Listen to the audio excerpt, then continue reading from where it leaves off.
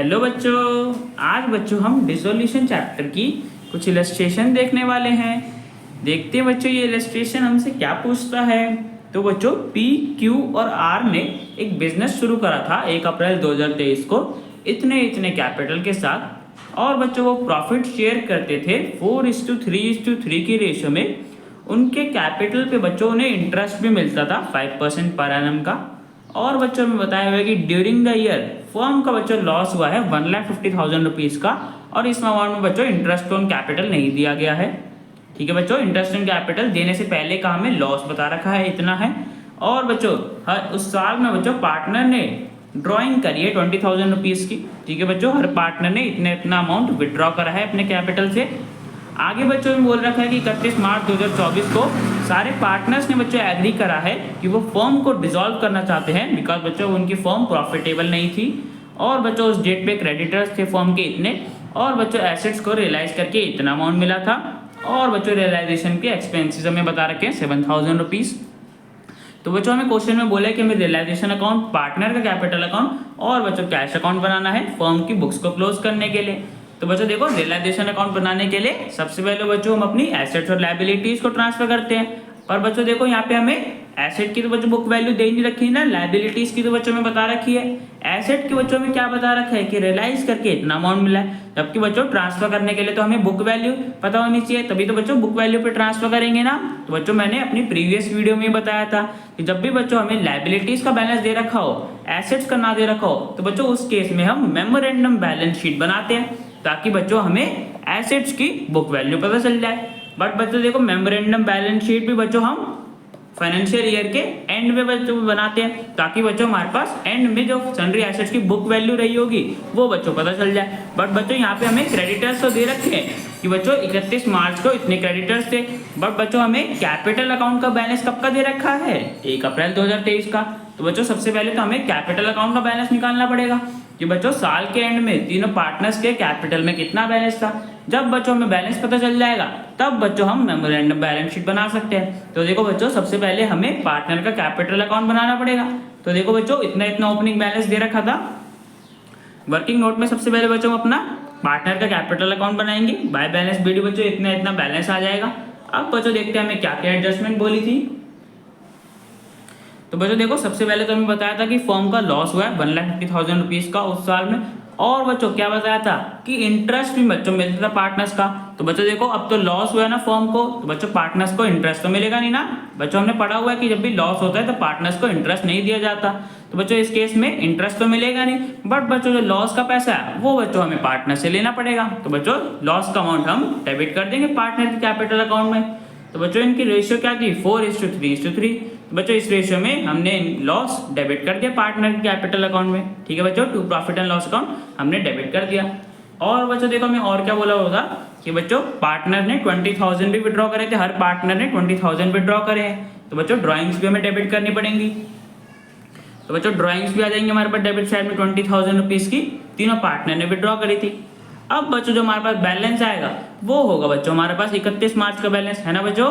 तो बैलेंस निकाल लेंगे तो बच्चों हमारे पास तीनों पार्टनर के कैपिटल अकाउंट का बैलेंस हमें पता चल जाएगा कि बच्चों साल के एंड में उनके कैपिटल में कितना बैलेंस था, या बच्चों डिसोल्यूशन वाली डेट पे उनके कैपिटल अकाउंट में कितना बैलेंस बचा था।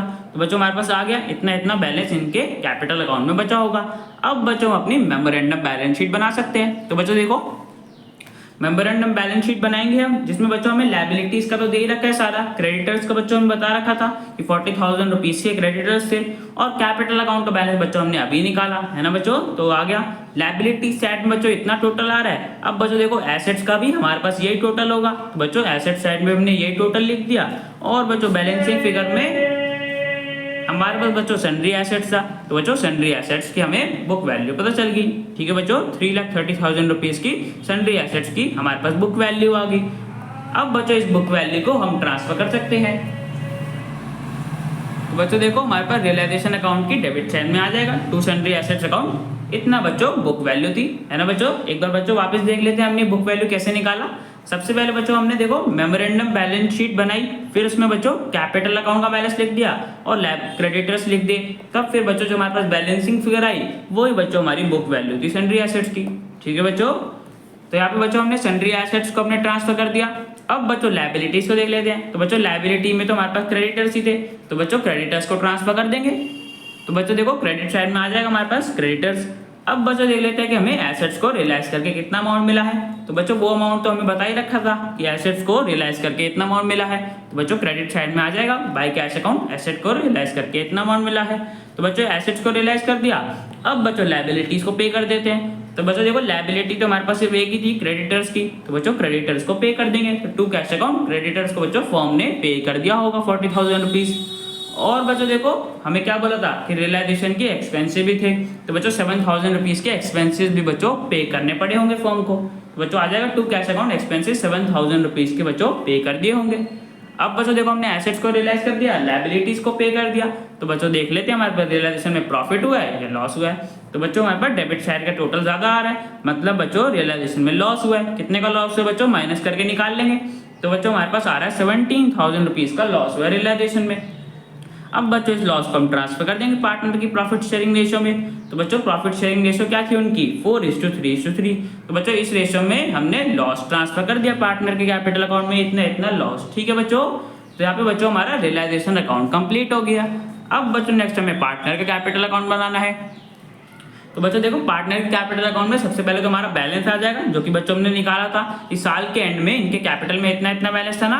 यहाँ पे बच्चों हमने निकाला था वर्किंग नोट में अपना पार्टनर के कैपिटल अकाउंट का बैलेंस। तो बच्चों सबसे पहले ये बैलेंस लिख देंगे, फिर बच्चों जो हमारे पास रियलाइजेशन में लॉस हुआ था वो बच्चों डेबिट कर देंगे।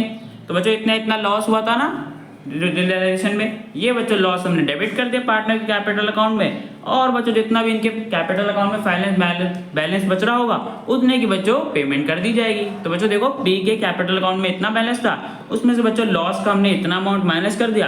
तो बच्चों पी के कैपिटल अकाउंट में इतना बैलेंस बच गया, जितने की बच्चों इसको फाइनल पेमेंट कर दी जाएगी।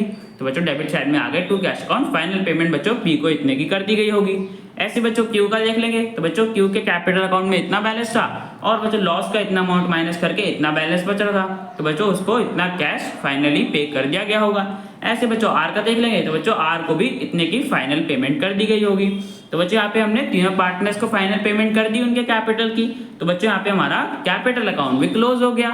अब बच्चों लास्ट हमें कैश अकाउंट बनाना होता है, तो बच्चों वो भी बना लेते हैं।